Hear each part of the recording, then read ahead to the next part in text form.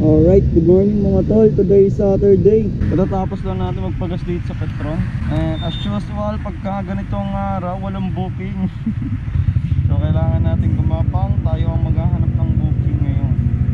Sige, let's try to find booking here. Top up lang tayo ulit. 5 pesos. Ayan, 5 pesos. Top up. Diagnose tayo. Baka this time mapasukan na tayo ng booking. Feeling ko kasi pag ginagawa ko to, nararamdaman ni Mobile na buhay yung account ko. So bibigyan niya ako ng booking, diba? Ganun lang naman logic ko. Layo na ng inikat ko.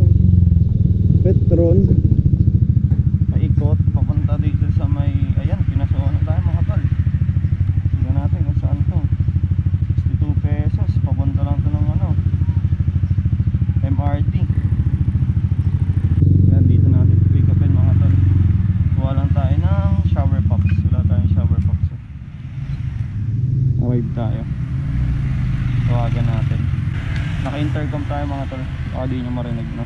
Hello po, good morning po. Mugit po, dito na po ako. Tapos mga tol, ipapakilala ko lang sa inyo yung bago kong helmet na napakalupit.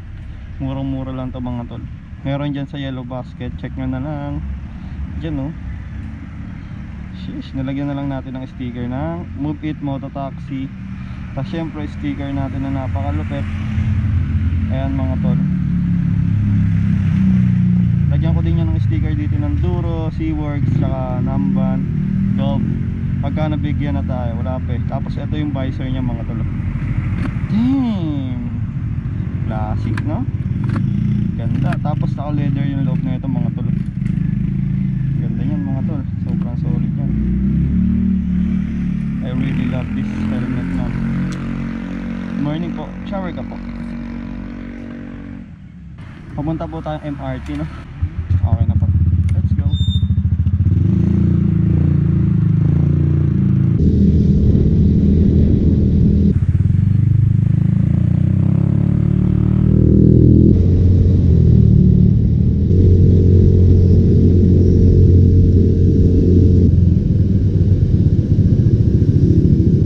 Okay naman na po, no?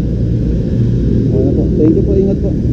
Alright mga tol, we're done sa ating first booking. Gamit ang ating bagong new helmet, no? All goods in the hoods. Cashless naman yun, kaya wala na tayong sumingit. And ayun, salamat sa pagsama sa unang booking natin mga tol. And hopefully, makagawa tayo ng marami pa content na ganito yung POV natin.